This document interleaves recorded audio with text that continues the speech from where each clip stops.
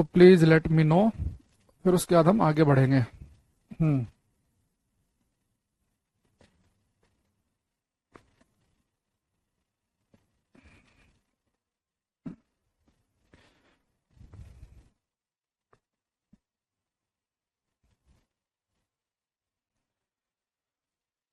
गजाला, अभिषेक, बाकी बच्चे कहाँ सो रहे हैं भाई आज? हम्म सुस्त माहौल दिखाई दे रहा है क्लास में। 2 दिन की छुट्टी अगर आपकी हो गई तो इसका मतलब है कि आप ढीले पड़ जाओगे। विपिन कह रहे हैं राम राम।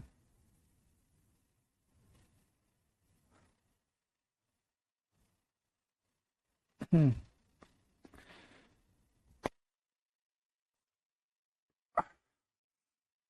अब कमेंट आने लगे हमारे पास। Neetu, Richa, Pradeep, Rawat, Ashok, good morning good morning good morning. Pushpendra ji प्रणाम। देखो बेटा, अभी तक मैंने आपको जो है इक्वेशन ऑफ मोशन, गति के समीकरण तक कुछ बातें मैंने पढ़ाई हैं। एक बार मैं आपको फटाफट रिवीजन करा देता हूं। इक्वेशन ऑफ मोशन में एक हमने पढ़ा है आपको v is equal to u plus a t. एक पढ़ा है मैंने s is equal to u t plus half a t square. एक मैंने आपको पढ़ा है v square is equal to u square plus 2as। ये आज इसे मैं खत्म करके मोशन की तरफ को बढ़ूंगा मैं। तो फटाफट एक रिवीजन कर लेते हैं बेटा। फिर मैंने आपको बोला कि जो तीनों इक्वेशन मैंने आपको पढ़ाई थी, इन तीनों इक्वेशन में आपको ध्यान रखना है कि तीनों इक्वेशन तभी काम करेंगे अगर वस्तु एक कांस्टेंट एक्सिलरेशन से चल रही हो, एक नियत त्वरण से। और कांस्टेंट एक्सिलरेशन का मतलब मैंने आपको बताया था कि अगर वस्तु का एक्सिलरेशन 6 है तो फिक्स है 6। कांस्टेंट एक्सिलरेशन का मतलब यह है कि अगर वस्तु का एक्सिलरेशन 6 है तो हर सेकंड स्पीड 6 बढ़ रही होगी या हर सेकंड स्पीड 6 घट रही होगी, है ना। तो मान लो कोई वस्तु ने 0 से चलना शुरू किया, एक्सेलरेशन है उसका 2, तो अगर अभी स्पीड 0 है तो 1 सेकंड के बाद 2 हो गई, फिर 4, फिर 6, फिर 8, फिर 10। तो कांस्टेंट एक्सेलरेशन हमने पढ़ा था। एक मैंने आपको बताया था कि कांस्टेंट एक्सेलरेशन वाले केस में चली गई जो दूरी होती है वो समय के स्क्वायर के प्रोपोर्शनल होती है अगर एक्सेलरेशन कांस्टेंट हो। लेकिन अगर पेपर में कह दे कि वेलोसिटी कांस्टेंट है तो वेलोसिटी कांस्टेंट में चली गई दूरी समय के समानुपाती होती है। अगर वेलोसिटी कांस्टेंट हो, वेलोसिटी ना बदल रही हो। इस तरह की बातें अपने क्लास में पढ़ी। उसके अलावा फिर मैंने आपको बताया कि अगर कोई वस्तु नीचे की तरफ गिर रही हो या ऊपर की तरफ जा रही हो तो फिर उसका एक्सेलरेशन होता है जी के बराबर, है ना। और जी की वैल्यू होती है 9.8, जिसे हम न्यूमेरिकल में 10 ले लेते हैं। इसके अलावा मैंने आपको और भी बातें बताई थी कि वेलोसिटी टाइम का ग्राफ है, उसके अंदर का एरिया आपको डिस्प्लेसमेंट देगा। स्पीड और टाइम का ग्राफ है, उसके अंदर का एरिया आपको डिस्टेंस देगा। या डिस्टेंस और टाइम का ग्राफ है तो उसका स्लोप स्पीड देगा। डिस्प्लेसमेंट टाइम का ग्राफ है तो उसका स्लोप वेलोसिटी देगा। ऐसे हमने पढ़ा था। ऐसे एक्सेलरेशन टाइम का ग्राफ है, उसके अंदर का एरिया जो है वेलोसिटी में चेंज देगा। उसके मैंने आपको न्यूमेरिकल भी कराए थे और इन इक्वेशन जुड़े हुए न्यूमेरिकल भी हम क्लास में कर चुके हैं। तो मैं उम्मीद करके चल रहा हूं कि आपको जितना बताया आप उतना पढ़ के आए होंगे। इन इक्वेशन का एक बार से फिर से थोड़ा सा यूज होगा जब हम मोशन चैप्टर को पढ़ लेंगे, ठीक है। तो आज की जो हमारी क्लास है अब वो बेटा हमारा काइनेमेटिक्स से थोड़ा सा हम आगे बढ़ते हुए, देखो काइनेमेटिक्स में अभी तक हम क्या पढ़ रहे थे? अभी तक हम केवल ये पढ़ रहे थे कि कोई वस्तु मोशन में है। कह रहे sir UP police assistant radio operator से का सिलेबस पहले करा दो, एग्जाम है जनवरी में। एग्जाम तुम्हारा अगर 10 दिन बाद हो तो सिलेबस खत्म हो जाएगा। सिलेबस जैसे चल रहा है भाई वैसे चलेगा। ये कोई यूपी रेडियो ऑपरेटर का बैच नहीं है। यूपी रेडियो ऑपरेटर का बैच खत्म मुझे 2 महीने हो गए हैं। तो जो बच्चे सीरियस हैं जिन्हें पढ़ना था वो 6 महीने पहले जून में बैच आया था तब ले चुके हैं। वो 1.5-2 महीने पहले बैच भी खत्म कर चुके हैं, वो रिवीजन कर रहे हैं। तुम्हारा सिलेबस ही पूरा नहीं हुआ है। तो ये कोई यूपी रेडियो ऑपरेटर का बैच नहीं है, मैं करा रहा हूँ वही टॉपिक पहले, वो बात अलग है। जितने हो जाएंगे ठीक है, पर कोई गारंटी नहीं है ना। तो यार आप लोगों के साथ ये बड़ी समस्या है। बस जब तक डेट शीट नहीं आ जाएगी, 20 दिन बाद पेपर नहीं होगा, तब जाके जगते हो और फिर उसके बाद मास्टर जी के हर क्लास में ये मेरा पेपर है 20 दिन बाद। क्या करें भाई? ग्रेजुएशन 3 साल में की थी या किसी बच्चे की 6 महीने में करा दी थी कॉलेज वालों ने कि जी मुझे एक फॉर्म निकल रहा है 6 महीने बाद ग्रेजुएशन चाहिए उसमें, तो 3 साल का कोर्स 6 महीने में करा दो। तो ऐसा तो नहीं हो पाएगा, है ना। जिनकी पहली क्लास है पहले पीछे की सारी क्लास देख कर आओ, वरना कुछ पता नहीं चलेगा क्या हो रहा है क्लास में, ठीक। तो बेटा देखो अभी तक हम जो क्लास में पढ़ रहे थे उसमें ये पढ़ रहे थे कि एक ऑब्जेक्ट मोशन में है, उसकी कुछ वेलोसिटी है, तो कुछ समय के बाद उसकी वेलोसिटी कितनी हो जाएगी, ये सारी बातें हमने पढ़ी। पर हमने ये नहीं समझा कि वस्तु मोशन में तो है, वस्तु भाग तो रही है, पर उसके मोशन के पीछे की वजह क्या है, उसके कारण पे हमने ध्यान नहीं दिया। बस हम सीधे केवल मोशन पढ़ रहे कि वस्तु 20 की वेलोसिटी से भाग रही है, वेलोसिटी 25 हो गई या 20 से 15 हो गई। अब हम उसके कोज, उसके कारण पे भी ध्यान देंगे कि कोई वस्तु की वेलोसिटी जो 20 से 25 हो रही है या 25 से 20 हो रही है, वो वेलोसिटी बढ़ या घट क्यों रही है, वो फोर्स बल की वजह से होता है। अब हम धीरे धीरे उनकी तरफ को भी आना शुरू कर देंगे वन बाय वन। तो सबसे पहले मैं आपके सामने यहाँ पे अरिस्टोटल, अरस्तु की कुछ स्टेटमेंट बताऊंगा, उनसे क्वेश्चन भी आ रखा है, पीडीएफ का क्वेश्चन भी दिखाऊंगा आपको मैं। फिर आऊंगा मैं गैलीलियो पे, और फिर हम आएंगे फाइनली जिसके बारे में डिटेल में पढ़ना है, न्यूटन के नियमों पर। तो सबसे पहले हम लिखेंगे अरिस्टोटल की बातें। अरस्तु साहब ने हमें क्या कहा उस बात में हम, अरिस्टोटल।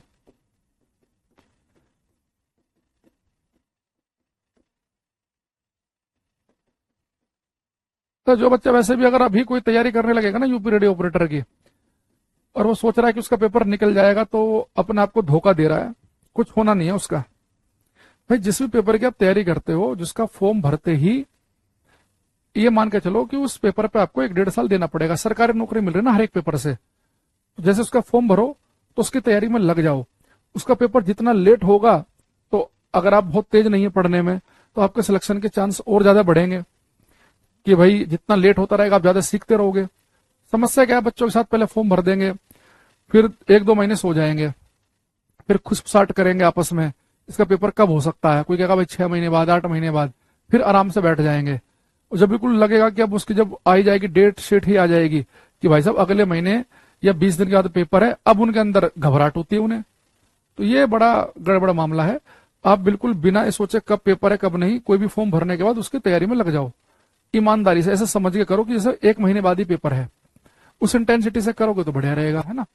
चलो अब आज की क्लास बेटा हमारी यहाँ से शुरू हो रही है, तो जो बच्चे थोड़ा लेट भी हो गए आज, तो अगर यहाँ से भी समझना शुरू करेंगे तो उनका फायदा हो जाएगा। क्योंकि पीछे जो मैंने बताया वो केवल जो हम पहले पढ़ चुके हैं उसका मैंने एक मोटा सा रिवीजन कराया था केवल। अब देखो ये जो बेटा अरिस्टोटल है, अरस्तु हैं, इन्होंने हमें 2 स्टेटमेंट दी। पहले इनकी स्टेटमेंट देखो क्या है, तो ये एक्चुअल में क्या है बेटा, एक फिलोसफर थे, दार्शनिक। फिलोसफर लोग वो होते हैं जो आसपास की चीजों को देखकर एक अपना एक थॉट बनाते हैं, एक अपना कोई एक फिलोसफी, अपना एक दर्शन जो उन्होंने आसपास को देख के जो समझा, उस हम दर्शन कहते हैं, फिलोसफी कहते हैं, तो वो बताते हैं। तो इन्होंने कहा, इनकी एक स्टेटमेंट थी अरिस्टोटल की, इन्होंने कहा कि कोई भी वस्तु जो है आप उसे कितनी भी स्पीड से फेंक लो, कितना भी तेज फेंक लो, आपने किसी वस्तु को फेंक दिया तो कुछ देर के बाद वो अपने आप से रुक जाएगी। इन्होंने कहा कि सबसे कहा 50 लोग खड़े किए, मान लो कि सब लोग पत्थर फेंको, कोई डंडा फेंको, कोई कुछ फेंको, जो भी आपके हाथ में सब सामान फेंक दो। क्या वो एक बार आप फेंक दोगे, क्या जीवन भर वो चलता रहेगा, अनंत समय तक चलता रहेगा? नहीं, कुछ सेकंडों के बाद, कुछ मिनट के बाद, कुछ घंटे के बाद वो चीज रुकी जाएगी। तो उनकी पहली स्टेटमेंट थी कि any object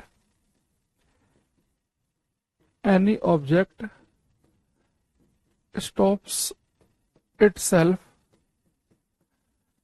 after some time. प्रत्येक वस्तु कुछ समय के बाद स्वयं रुक जाती है। प्रत्येक वस्तु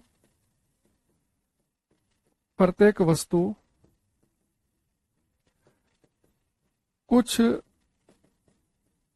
समय के बाद स्वयं रुक जाती है। अच्छा, अब सेकंड स्टेटमेंट क्या है बेटा इनकी, स्टेटमेंट 2। अब इन्होंने कहा कि देखो कोई भी वस्तु कुछ समय के बाद खुद रुक जाएगी। तो इन्होंने कहा कि अगर आप चाह रहे हैं कि कोई वस्तु खुद से ना रुके, है ना, तो क्या करें? इन्होंने कहा कि अगर भाई साहब आप ये चाह रहे हैं कि कोई भी वस्तु एक समान गति में बनी रहे, उसकी गति ना तो कम हो ना उसकी गति ज्यादा हो, आप चाह रहे हैं कि उसकी गति बनी रहे, एक समान गति बनी रहे, वो यूनिफॉर्म मोशन बनी रहे, तो उसके लिए आपको फोर्स, बल लगाना पड़ेगा। जैसे उन्होंने कहा कि आप साइकिल चला रहे हो और आपने साइकिल में कुछ पेंडल मारे और आपकी साइकिल भागते भागते उसकी स्पीड हो गई 20, और आपने पेडल मारने बंद कर दिए तो कुछ समय के बाद आपकी साइकिल खुद ब खुद रुक जाएगी। लेकिन आप चाह रहे कि मेरी साइकिल लगातार 20 की स्पीड पर ही चलती रहे, लगातार 20 पे चलती रहे, तो आपको लगातार कांस्टेंट एफर्ट लगाना पड़ेगा, लगातार आपको पेडल मारने पड़ेंगे, तो आपकी साइकिल जो है 20 की स्पीड में बनी रहेगी। तो सेकंड इन्होंने स्टेटमेंट कहा कि for maintain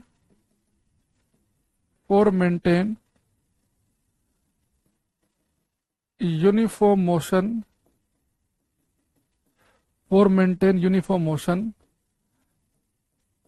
an external force is required। एक समान गति बनाए रखने के लिए बाह्य बल की आवश्यकता होती है। ये स्टेटमेंट है अरिस्टोटल की। एक समान गति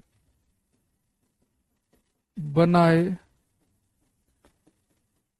रखने के लिए, एक समान गति बनाए रखने के लिए बाह्य बल की आवश्यकता होती है। अच्छा, आज तक आपने जितनी फिजिक्स पढ़ी है उसके आधार पर मुझे बताओ कि जो दो स्टेटमेंट ये अरस्तु साहब ने दी है, एरिस्टोटल ने दी है, ये दोनों की दोनों सही हैं, दोनों गलत हैं, या कोई एक सही है कोई एक गलत है? क्या लगता है आपको, इनमें से कौन सी स्टेटमेंट सही है कौन सी गलत है, या दोनों ही सही हैं या दोनों ही गलत हैं? जितना आपने आज तक पढ़ा उस आधार बताओ। सूरज भाई सब बताएंगे, भावुक मत हो, तब आएगा।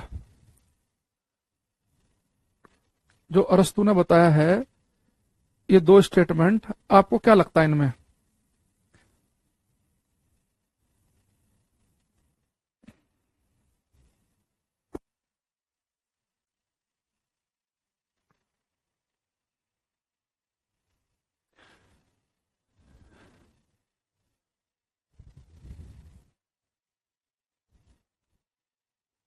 हाँ भाई, विकास बिल्कुल है।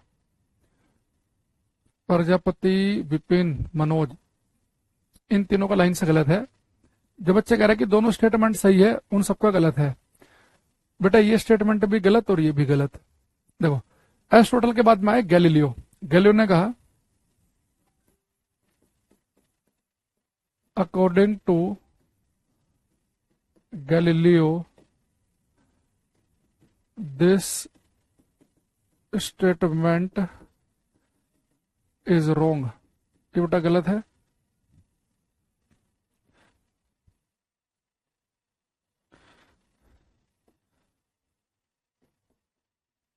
According to Galileo this statement is also wrong। ये बेटा दोनों स्टेटमेंट गलत हैं। अब इसके बारे में इन्होंने क्या बोला गैलीलियो साहब ने, अब उस पर आओ। इन्होंने कहा भाई साहब ये भी गलत और ये भी गलत। अब गैलीलियो ने क्या कहा, अब इसकी स्टेटमेंट देखो आप।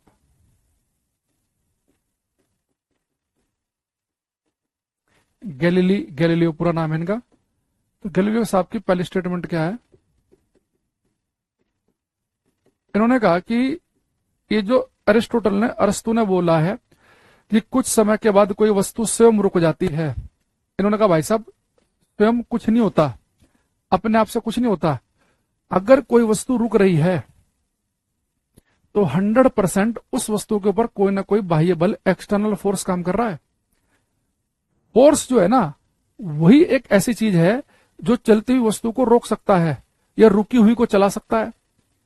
उन्होंने कहा कि बिल्कुल गलत है, कोई वस्तु खुद से रुक जाती है ना, खुद से कुछ नहीं हो रहा है। ये एक्चुअल में हो क्या रहा है, जो आपको लगता है डेली लाइफ में कि आपने कोई पत्थर फेंका और कुछ समय के बाद वो रुक गया, एक्चुअल में हो क्या रहा है कि उसके ऊपर जमीन का फ्रिक्शनल फोर्स, घर्षण बल काम कर रहा है। तो घर्षण बल उसकी गति को रोक रहा है। ये हवा का प्रतिरोध भी रोक रहा है। जैसे आप जब साइकिल चला रहे हो और आपने साइकिल चलाते चलाते आपकी साइकिल की स्पीड 30 पहुंच गई, आपने पेडल मारने बंद कर दिए, तो आपकी साइकिल 30 से 0 क्यों हो रही है? एक तो जो जब आप साइकिल में बैठे हो तो जो हवा है, जो एयर है आपकी बॉडी पे टकरा रही है, साइकिल पे टकरा रही है, वो स्पीड को कम कर रही है। एयर रेजिस्टेंस काम कर रहा है। और एक जमीन जिसके ऊपर टायर चल रहे हैं वो भी फ्रिक्शन भी काम कर रहा है। इन्होंने कहा कि अगर कभी ऐसा हो कि आप कोई वस्तु लो और उसे एक बार 20 की स्पीड से फेंक दो, अगर उसे रोकने के लिए कोई बाह्य बल, एक्सटर्नल फोर्स ना हो, तो वस्तु अपने आप कभी नहीं रुक पाएगी, पूरे अनंत समय तक इस ब्रह्मांड में चलती जाएगी। तो अगर मैं अभी क्या करूं, यूनिवर्स में, अंतरिक्ष में कोई पत्थर अगर 20 की स्पीड से फेंक दूं, तो बेटा पत्थर पूरे जीवन भर 20 की स्पीड चलेगा, जब तक कि अंतरिक्ष में कोई और प्लेनेट पर जाकर ना टकरा जाए, किसी और प्लेनेट की ग्रेविटी उसे ना खींच ले अपनी तरफ। अगर बिल्कुल खाली जगह में चलता जाएगा तो पूरा आजीवन अरबों खरबों साल तक वो लगातार 20 की स्पीड से भागेगा। तो उन्होंने कहा कि बकवास है कि कोई वस्तु खुद ब खुद रुक रही है, खुद कुछ नहीं हो रहा है, वो तो फोर्स तसले रुक रहा है उसे। जैसे अगर आप देखो, ऐसा भौतिक स्मूथ कोई सरफेस ले लो जहां पे फ्रिक्शन भौतिक ना के बराबर हो, और एयर रेजिस्टेंस अगर आप वैक्यूम ले लें, निर्वात ले लें, निर्वात का मतलब होता है जहां हवा का प्रतिरोध ना हो, और कोई वस्तु एक ऐसे सरफेस पे छोड़ दी जाए जिसमें भौतिक कम फ्रिक्शन हो और हवा का प्रतिरोध भी ना हो, तो वस्तु भागती जाएगी, बहुत दूर तक चली जाएगी वो, और वही उबड़ खाबड़ सरफेस बहुत जल्दी रुक जाती है। हाँ भाई, एक तो ना बीच में जो बच्चा है वो बीच में मत आया करो डिस्टर्ब करने। सबसे पहली क्लास देखो, सब में बता रखा हमने कौन से बैच किस किस बैच के लिए, पेपर के लिए इंपोर्टेंट है, किसके लिए इंपोर्टेंट नहीं है। चलती क्लास मत डिस्टर्ब किया करो, और पहले पीछे की सारी क्लास देख कर आओ, तब आना नई क्लास में।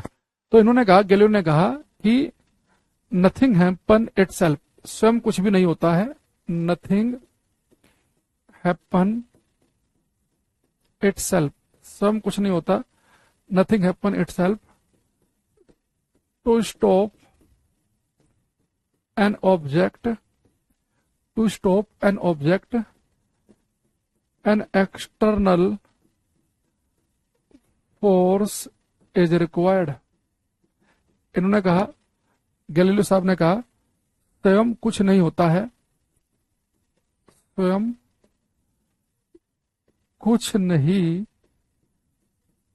होता है किसी वस्तु को रोकने के लिए, किसी वस्तु को रोकने के लिए एक बाह्य बल की आवश्यकता होती है। ठीक, अब आई स्टेटमेंट 2। अब इन्होंने स्टेटमेंट 2 को भी गलत कहा था, अब उस पर आ जाओ। तो जैसे बेटा हमें अरस्तु ने क्या कहा था कि अगर आपको एक समान गति बनाए रखनी है तो बाह्य बल की जरूरत पड़ेगी। उन्होंने कहा नहीं, ये बकवास है। ये इन्होंने कहा कि एक समान गति बनाए रखने के लिए बल की जरूरत नहीं होती है, बल की जरूरत होती है किसी वस्तु के अंदर एक्सेलरेशन, त्वरण पैदा करने के लिए। एक्सेलरेशन पैदा करने का मतलब बताया था मैंने, एक्सेलरेशन के 3 मतलब है, किसी वस्तु की स्पीड बढ़ानी है या घटानी है, उसकी डायरेक्शन चेंज करनी है, तभी बल चाहिए। इन्होंने अगर आपको एक समान गति बनाए रखनी है, किसी बल की जरूरत नहीं है। कोई वस्तु अगर एक बार 20 की स्पीड से भाग रही, लगातार खुद ही 20 से भागती रहेगी वो। अगर आपको उसकी स्पीड 20 से 18 करनी हो, 20 से 22 करनी हो, तो आपको बाह्य बल चाहिए होगा। सबने कहा आप कैसी बातें कर रहे हो, अरिस्टोटल ने वो कितना बढ़िया बताया था। आप साइकिल में बैठे हो, आपने पेंडल मारे, साइकिल की स्पीड 20 हो गई, और आप कह रहे हो जी एक समान गति बनाए रखने के लिए बल की जरूरत नहीं होती, आप पेंडल मारना बंद कर दो, साइकिल तो रुक जाएगी। इन्होंने कहा नहीं, एक मिनट सुनो। अगर आप जब साइकिल पर चल रहे हो, आपकी साइकिल 20 की स्पीड पे पहुंच गई है, तो उसकी स्पीड 20 बनाए रखने के लिए आपको डेली लाइफ में पेंडल इसलिए मारने पड़ रहे हैं क्योंकि अगर आप पेंडल नहीं मारोगे ना, तो उस 20 की स्पीड को कम करने के लिए एयर का रेजिस्टेंस, हवा का प्रतिरोध और जमीन का फ्रिक्शन काम कर रहा है। तो उन्हें ओवरकम करने के लिए कि हवा का प्रभाव और जमीन का फ्रिक्शन स्पीड को कम ना कर दे, इसलिए आपको पेंडल मारने पड़ रहे हैं। अगर हवा हो ही ना और ये जमीन का फ्रिक्शन हो ही ना स्पीड कम करने के लिए, तो साइकिल के आपने जैसे स्पीड बढ़ा के 20 की, अगर आप पेंडल मारना बंद कर दोगे तो लगातार आपकी साइकिल 20 पे चलती रहेगी। अगर आप कोई फ्रिक्शन नहीं है, कोई घर्षण नहीं है, कोई हवा का प्रतिरोध नहीं है, और 20 के बाद भी अगर आपने पेंडल मारने जारी रखे तो 20 से 22, 24, 26 लगातार आपकी स्पीड बढ़ती रहेगी। तो उन्होंने कहा कि एक समान गति के लिए बल की आवश्यकता नहीं है, बल की आवश्यकता होती है किसी वस्तु के अंदर त्वरण पैदा करने के लिए, उसकी स्पीड बढ़ाने, घटाने, डायरेक्शन चेंज करने के लिए, वस्तु को एक्सेलरेट कराने के लिए बाह्य बल की आवश्यकता होती है। पर डेली लाइफ में हमें ऐसा कंफ्यूजन हो जाता है कि हम एक समान गति बनाए रखने के लिए बल लगा रहे हैं। नहीं, एक समान गति बनाए रखने के लिए बल नहीं लगा रहे हैं, उस एक समान गति को कम करने के लिए जो फोर्स काम कर रहे हैं, उन फोर्स का प्रभाव कम करने के लिए हमें बल लगाना पड़ रहा है। अगर वो बल हो ही ना कि जो उस गति को कम कर रहे हो, तो हमें भी लगाना नहीं पड़ेगा। अगर मान लो कभी ऐसा हो कि आप साइकिल पे जा रहे हैं और आपने साइकिल की स्पीड 15 कर दी, अगर उस स्पीड को कम करने के लिए कोई भी फोर्स नहीं है, तो आपको पेंडल मारने की जरूरत नहीं है, लगातार 15 पे आपकी साइकिल चलेगी, क्योंकि एक समान गति के लिए किसी बल की जरूरत नहीं है। अगर आपने पेंडल मार दिया तो स्पीड 15 से 16 हो जाएगी, 17 हो जाएगी। अभी हमारे साथ मजबूरी क्या है, हमें क्यों पेंडल मारने पड़ रहे हैं? स्पीड 15 पहुंची, अगर हम पेंडल मारना बंद कर देंगे तो कुछ फोर्स 15 से 10 करने लगेंगे। तो जो स्पीड 15 से 10 कर रहे हैं, फ्रिक्शन, हवा का प्रभाव, तो वो 15 से 10 ना कर दें, तो इसलिए हमें फोर्स लगाना पड़ रहा है ताकि 15 ही बनी रहे। तो इन्होंने कहा कि सेकंड स्टेटमेंट में कि no external force is required for uniform motion. एक समान गति के लिए किसी बल की आवश्यकता नहीं होती है। No external force is required for uniform motion. एक समान गति के लिए किसी बल की आवश्यकता नहीं होती है। एक्सटर्नल फोर्स इज रिक्वायर्ड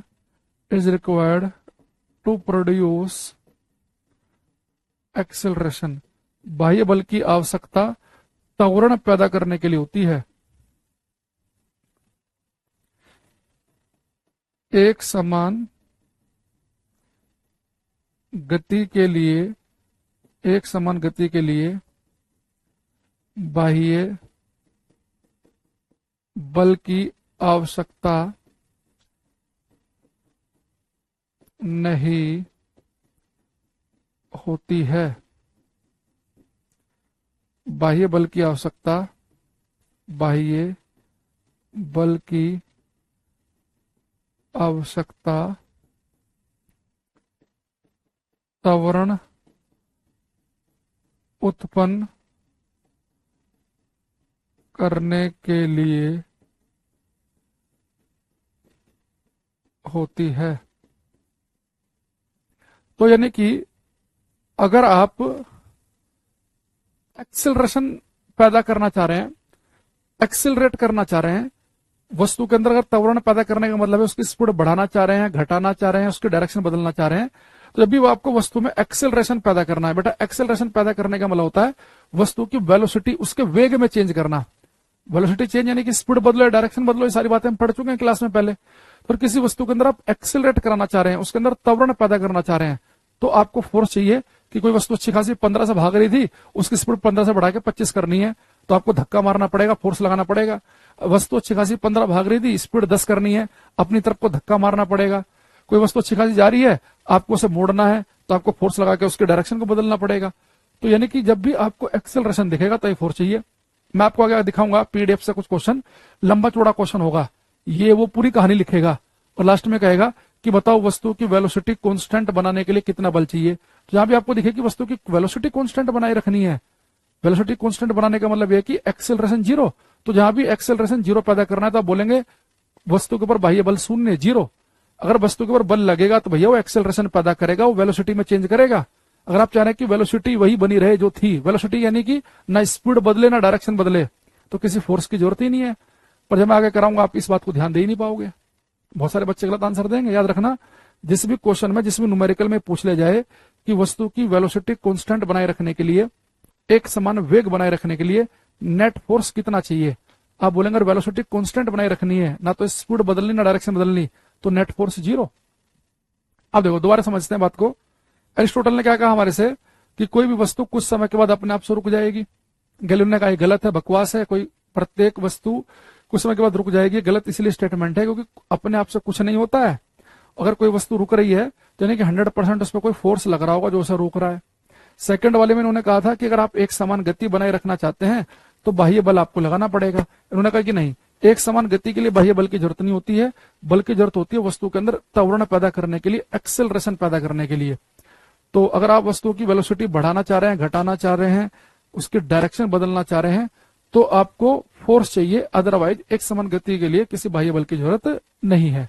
ठीक, डे लाइफ से हमें ऐसा अलग सा क्यों लगता है? क्योंकि मैंने कहा कि डे लाइफ में जो वस्तु एक समान गति से चल रही है उसकी स्पीड को कम करने के लिए कोई फोर्स काम कर रहा है, तो फोर्स स्पीड कम ना कर दे, तो उस फोर्स को प्रभाव समाप्त करने के लिए हमें बाहर से आपको साइकिल में पेंडल मारते हुए दिखाई दे रहे हैं, वो उस चीज को अलग से आपको दिमाग में रखना है।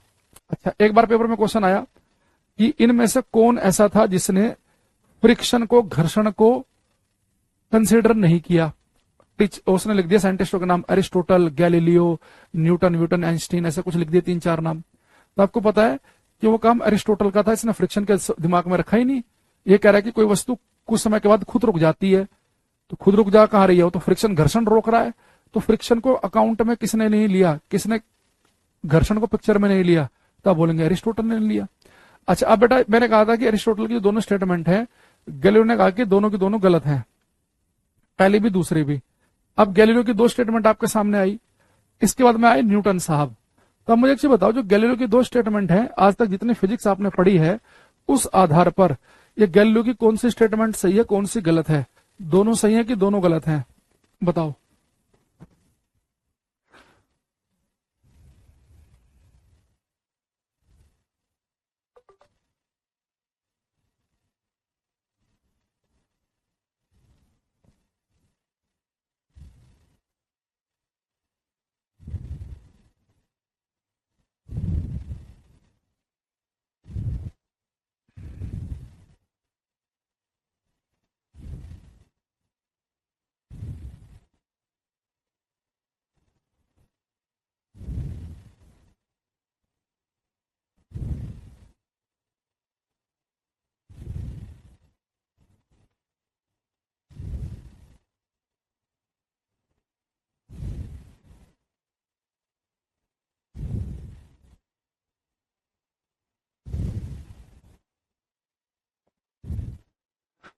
कार्तिक विपिन, बेटा देखो, ये जो गैलीलियो साहब ने 2 स्टेटमेंट दी है, दोनों की दोनों सही हैं, इनमें कोई गलती नहीं है। जितना आज तक का हमने फिजिक्स पढ़ा है, उस आधार पर ये स्टेटमेंट भी सही है और ये भी सही है, दोनों सही है। बस क्या हुआ कि जो उसके बाद न्यूटन आए, देखो जिस साल गैलीलियो मरे उसी साल न्यूटन का जन्म हुआ। न्यूटन ने बस क्या किया, जो गैलीलियो साहब ने स्टेटमेंट दी थी ना, उसने थोड़ा साफ सुथरे तरीके से, थोड़ा सा फॉर्मूला वॉर्मूला बना के, थोड़ा बढ़िया तरीके से हमारे सामने प्रेजेंट किया। तो गैलीलियो साहब की कोई स्टेटमेंट में कोई गलती नहीं है। तो वेक्टर, सचिन, विपिन, कार्तिक जो बता रहे हैं, मनोज, बेटा दोनों स्टेटमेंट सही है ना। फर्जी ऐसे होशियार बनकर स्टेटमेंट गलत नहीं कर देने की जी दोनों गलत हैं, एक गलत है, एक जो बच्चे बोल रहे हैं, दोनों की दोनों सही, कोई कमी नहीं है। बस न्यूटन आए बाद में, मैंने कहा कि ना थोड़ा सा अच्छे तरीके से उन्होंने लिखा। अब हमारा जो मेन फोकस रहेगा वो रहेगा यहाँ, क्योंकि न्यूटन ने थोड़ा सा एक अच्छा सा इन्हें बड़े सुंदर साफ सुथरा तरीके से लिखा भी है, साथ में फॉर्मूला वगैरह भी दे दिया है, तो उसे न्यूमेरिकल वगैरह करने भी आसान, मतलब न्यूमेरिकल वगैरह भी बन जाएंगे। अब लिखेंगे हम यहाँ पे, हम Newton's laws of motion, Newton के गति के नियम, न्यूटन्स लॉज ऑफ मोशन।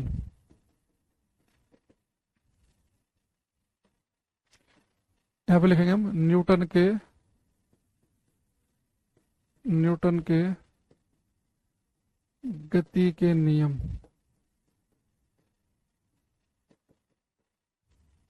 तो न्यूटन साहब ने 3 नियम दिया हमें।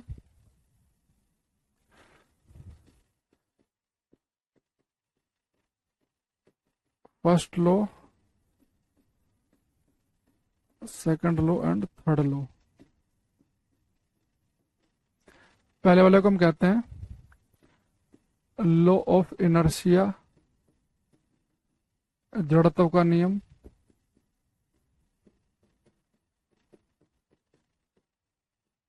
सेकंड वाले को हम कहते हैं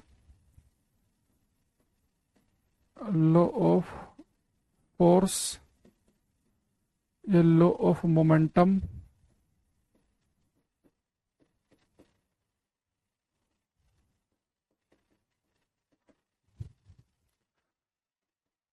बल या संवेग का नियम। थर्ड को हम बोलते हैं action reaction law, action reaction law, क्रिया प्रतिक्रिया का नियम। ठीक। अच्छा, जो जो बच्चे इस क्लास में अभी जुड़े हुए हैं उन्हें बता दूं मैं कि एक, जो बच्चे टेलीग्राम पे मेरे नहीं जुड़े हो जुड़ जाना, क्योंकि अभी मैं 1-2 दिन के बाद में जो बच्चे UP radio operator, assistant radio operator की तैयारी कर रहे हैं, उनके लिए कुछ क्वेश्चन की मैं प्रैक्टिस कराऊंगा मेरे यूट्यूब चैनल पर। अंकुर सर फिजिक्स के नाम से यूट्यूब चैनल है मेरा।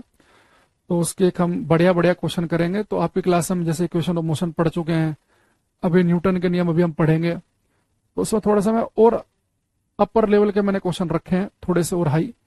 तो आप चाहो तो उसमें प्रैक्टिस वहां पे कर सकते हैं। तो उसका लिंक मैं अपने टेलीग्राम पे डाल दिया करूंगा। तो जो बच्चा टेलीग्राम पर नहीं है उन्हें बता दूं मैं कि टेलीग्राम पे आप लिखेंगे अंकुर सर फिजिक्स, ये बिना स्पेस दिए लिखना है, और बहुत सारे चैनल खुलेंगे। जिस चैनल में 20.6 हजार बच्चे होंगे उसे आप ज्वाइन कर लेना। 20.6 के बच्चे जिसमें भी दिखेंगे, है ना। बहुत सारे चैनल हैं, किसी में 2000 बच्चे हैं, किसी में 1700 हैं, किसी में 500 हैं, किसी में 100-200 हैं। तो सब फर्जी चैनल है, उन्हें ज्वाइन मत करना। तो उस पर लिंक डल जाया करेगा, आपको मैं सारी इन्फॉर्मेशन दे दूंगा। तो हम जल्दी ही क्लास 2 दिन के बाद स्टार्ट करने वाले हैं, ठीक है। अब हमारे पास में बेटा ये आया 3 लो है। फर्स्ट को कह रहे हैं लो ऑफ इनर्शिया, फिर ये सेकंड है लो फोर्स, एक है एक्शन रिएक्शन लो, क्रिया प्रतिक्रिया का नियम। अब इन तीनों को मैं डिटेल में क्लास में समझना है। सबसे पहले हम आते हैं इस पे, लो ऑफ इनर्शिया पे। अभी मैं ना पहले मोटी मोटी बातें करूंगा इनमें 1-2, फिर डिटेल में 1 बाय 1 हम तीनों को उठाएंगे। सबसे पहले जो फर्स्ट लो है लो ऑफ इनर्शिया, इस नियम को जब हम पढ़ेंगे तो हमें पता क्या चलेगा बेटा। ये नियम हमें बताएगा क्वालिटी ऑफ फोर्स के बारे में, बल की क्वालिटी, बल का गुणधर्म, क्वालिटी ऑफ फोर्स के बारे में। तो जो फोर्स की जो क्वालिटी है वो हमें फर्स्ट लॉ से पता चलेगी। जैसे जब मैं आपको पढ़ाऊंगा फर्स्ट लॉ, तो आपको फोर्स की क्वालिटी ये पता चलेगी, भाई फोर्स की ये क्वालिटी है, फोर्स का ये गुण है कि फोर्स किसी रुकी वस्तु को चला सकता है, चलती हुई को रोक सकता है। यानी फोर्स ही वो चीज है जो एक्सेलरेशन पैदा कर सकता है, त्वरण पैदा कर सकता है। तो हम पढ़ेंगे इसमें कि फोर्स क्या है, कि किसी वस्तु की स्टेट बदलनी हो, अवस्था बदलनी हो, रुकी वस्तु को चलाना हो, चलते को रोकना है, चलते हुए की डायरेक्शन बदलनी है, तो ये काम केवल फोर्स कर सकता है। तो फोर्स की क्वालिटी हम पढ़ेंगे फर्स्ट लॉ में। सेकंड बेटा हम पढ़ेंगे क्वांटिटी ऑफ फोर्स निकालना, बल का मान, बल का मान ज्ञात करना। देखो फर्स्ट में और सेकंड में क्या फर्क है बेटा। फर्स्ट से आपको ये तो पता चल गया फोर्स की क्वालिटी, कि फोर्स रुकी वस्तु को चला सकता है, चलती हुई को रोक सकता है, ठीक है साहब। पर उस वस्तु को रोकने चलाने के लिए फोर्स चाहिए, तो पर कितना? 10 न्यूटन का चाहिए कि 50 न्यूटन चाहिए? क्या ट्रक को चलाने के लिए भी उतना ही फोर्स चाहिए क्या जितना साइकिल को चाहिए? नहीं। क्या रुके हुए बस को चलाने में उतना ही फोर्स चाहिए क्या जितना स्कूटर को? नहीं। तो फोर्स की क्वांटिटी, उसका मान कैसे ज्ञात करें, वो हमें सेकंड लॉ में पता चलेगा। यहाँ फॉर्मूला हम पढ़ेंगे F=ma वगैरह, उन फॉर्मूले से हम फोर्स की वैल्यू निकाल लेंगे। कितने किलो की वस्तु के अंदर इतना एक्सेलरेशन पैदा करना है तो कितना फोर्स लगाना पड़ेगा, तो सारी बातें आएंगी सेकंड लॉ में। तो अगर बेटा पूछे कि वो कि क्वालिटी ऑफ फोर्स किस लॉ के द्वारा दी जाती है, पहले के द्वारा, और क्वांटिटी ऑफ फोर्स किसके द्वारा दी जाती है, सेकंड के द्वारा, है ना। तो सेकंड आपको देगा क्वांटिटी, क्वांटिटी, और सेकंड वाला आपको बताएगा बेटा आपको फोर्स की क्वालिटी।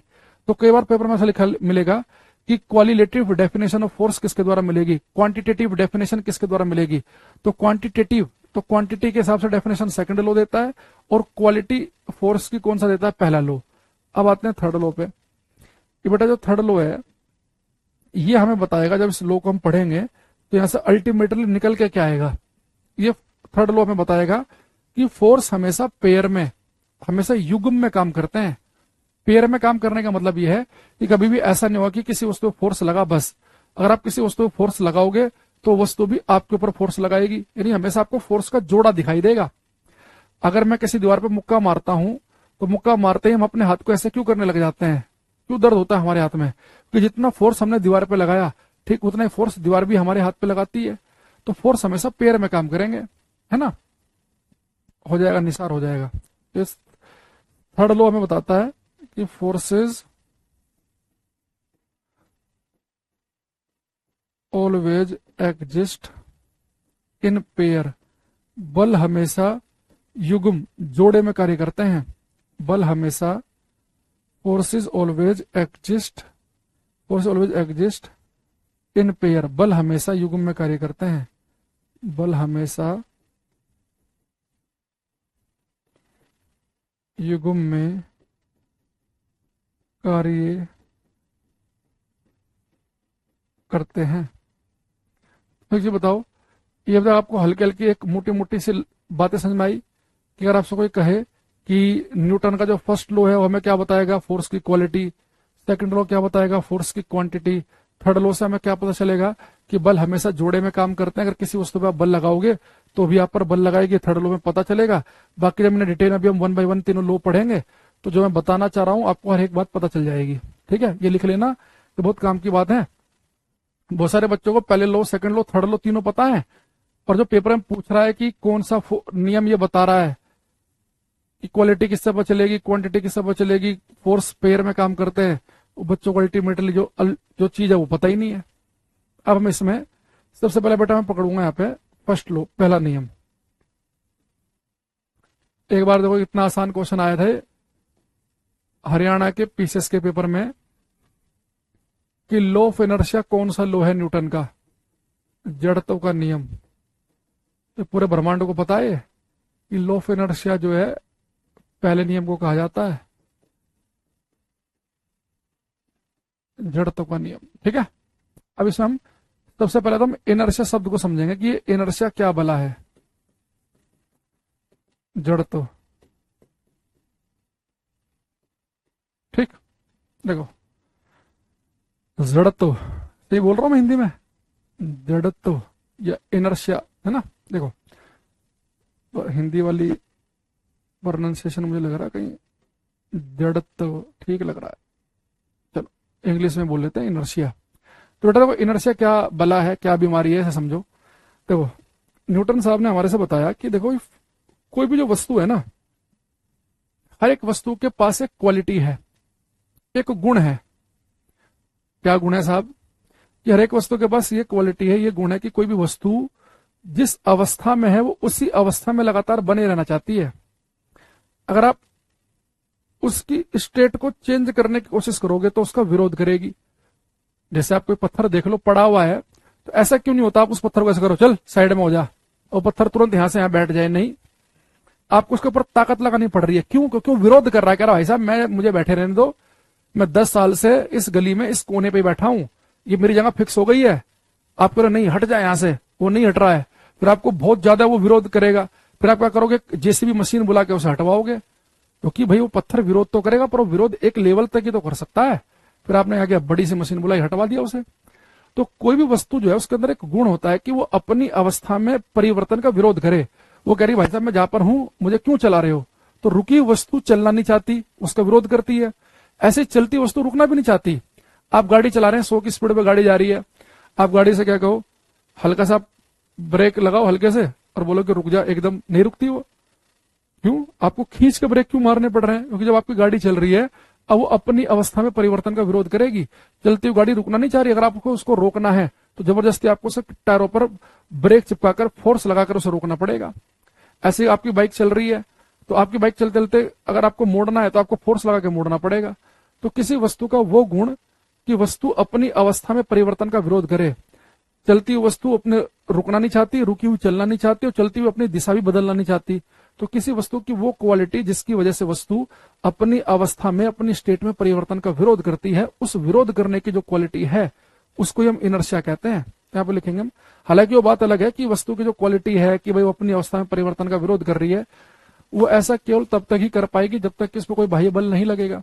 जब बल लगा दोगे फिर तो उसकी स्टेट चेंज होनी है, रुकी वस्तु चल पड़ेगी, चलती रुक पड़ेगी या डायरेक्शन बदल जाएगी। वो बात अलग है कि वो फोर्स कितना चाहिए होगा रोकने के लिए, चलाने के लिए, उसकी हम बात करेंगे आगे।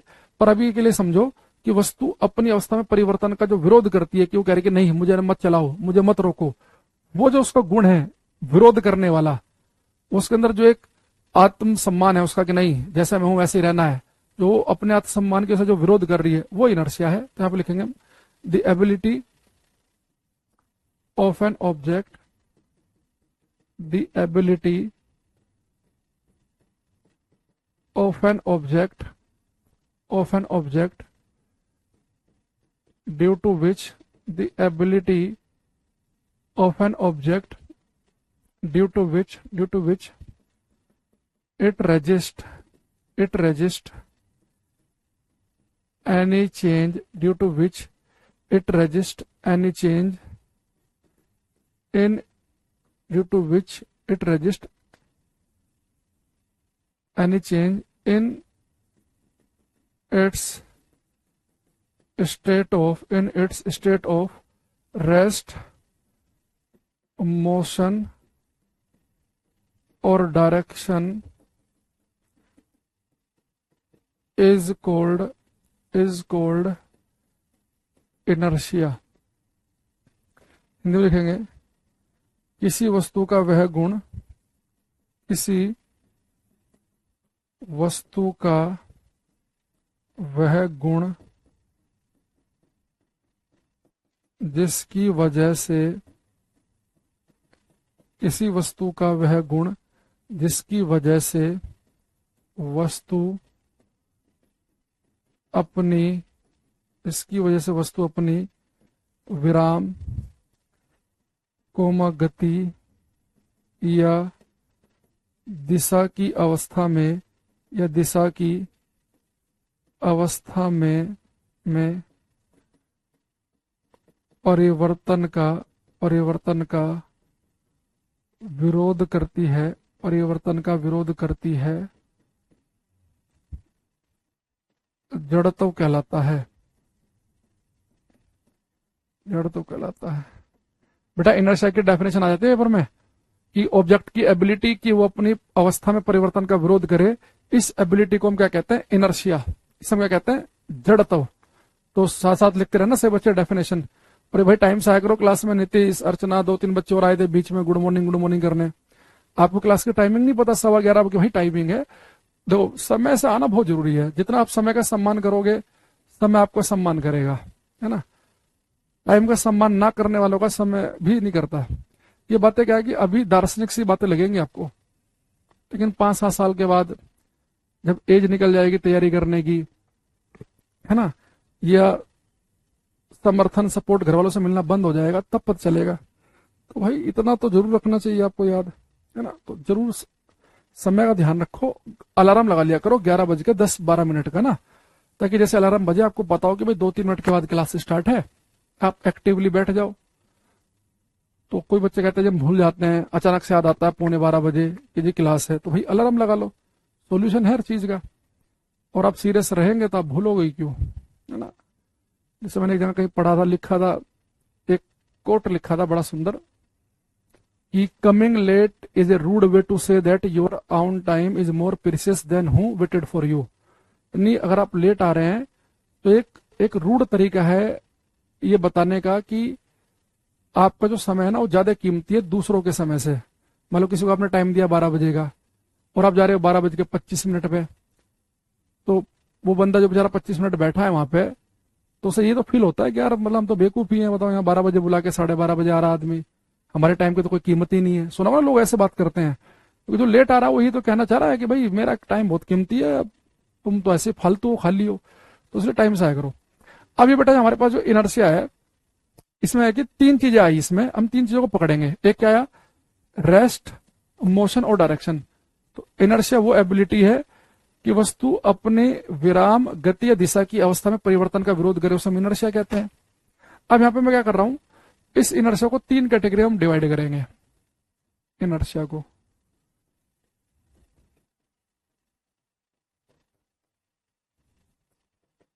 हम 3 कैटेगरी में डिवाइड कर रहे हैं। और इनके बेटा एग्जाम्पल जो आपको बताऊंगा मैं अभी, आपको इसके एग्जाम्पल में समझाऊंगा इनके, है ना। और आपको क्या करना है, उन 3 एग्जाम्पल को ध्यान से सुनना है और फिर बाद में क्लास खत्म होने के बाद अपनी लैंग्वेज में उन्हें लिख लेना, क्योंकि मैं लिखने लगूंगा तो बहुत टाइम लग जाएगा। तो आपने अपनी लैंग्वेज में लिखने हैं बाद में, अभी केवल आपको डिटेल में सुनने हैं। तो इनर्शिया को 3 कैटेगरी में डिवाइड कर रहे हैं। एक है इनर्शिया ऑफ रेस्ट,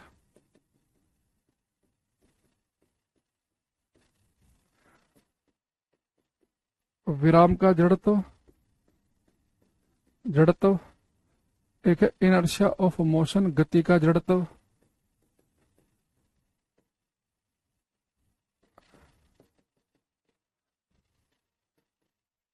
गति का जड़त्व। एक है इनर्शिया ऑफ डायरेक्शन।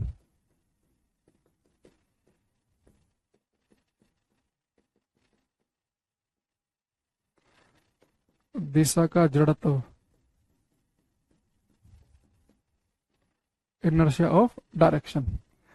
अब बेटा बच्चे के साथ दिक्कत क्या है, जब कोई पेपर में एग्जाम्पल आता है वो तीनों ऑप्शन डाल देगा, inertia of rest, inertia of motion, inertia of direction.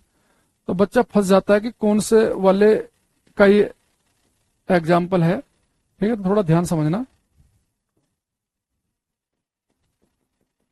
देखो, अरे इतना तो आप समझ रहे हैं कि भाई इनर्शिया क्या है, किसी वस्तु की गुण, एबिलिटी की वस्तु जिस अवस्था में उसी अवस्था में रहना चाहे वो इनर्शिया कहलाता है। तो इनर्शिया ऑफ रेस्ट का मतलब ये है कि किसी वस्तु का वह गुण कि वस्तु अगर रेस्ट में है तो रेस्ट पे ही रहना चाहे तो इनर्शिया ऑफ रेस्ट कहलाता है। इनर्शिया ऑफ मोशन ये है कि कोई वस्तु अगर मोशन में है तो लगातार मोशन में ही रहना चाहे, वो इनर्शिया ऑफ मोशन है। और कोई वस्तु जिस डायरेक्शन में है उसी डायरेक्शन में रहना चाहे वो इनर्शिया ऑफ डायरेक्शन। इनके नाम से पता चल रहा है कि भाई इनर्शिया ऑफ मोशन, वस्तु मोशन में है तो लगातार मोशन में ही रहना चाह रही है। इनर्शिया ऑफ रेस्ट, वस्तु रुकी है तो लगातार रुकी रहना चाह रही है। अगर आप उसकी अवस्था में परिवर्तन करोगे तो उसका विरोध करेगी वो। इनर्शिया ऑफ डायरेक्शन, जिस दिशा में वस्तु चल रही है उसी दिशा में चलना चाह रही है। अब इनके एग्जाम्पल समझते हैं वन बाई वन। सबसे पहले इसके एग्जाम्पल आप सुनेंगे ध्यान से और अपनी लैंग्वेज में लिख लेंगे उन्हें। इसके एग्जाम्पल तो डेली लाइफ के लिए बहुत इंपॉर्टेंट है, पेपर की छोड़ो, आम जीवन में हमें पता होने चाहिए। फिर आएंगे हम तीसरे पे। तो पहले इनर्शिया ऑफ रेस्ट पे आते हैं। तो इनर्शिया ऑफ रेस्ट क्या है कि कोई वस्तु अगर रेस्ट पे तो रेस्ट पे रहना चाहती है। अब देखो इससे एग्जाम्पल हमें डे लाइफ में कहां कहां देखने को मिलते हैं। आपने एक चीज महसूस की होगी, जैसे कि आप कभी किसी बस में या मेट्रो में गए और बहुत भीड़ है, सीटें मिली नहीं आपको। मेट्रो का तो आपको पता ही है, सीटें मिलती तो खैर है नहीं।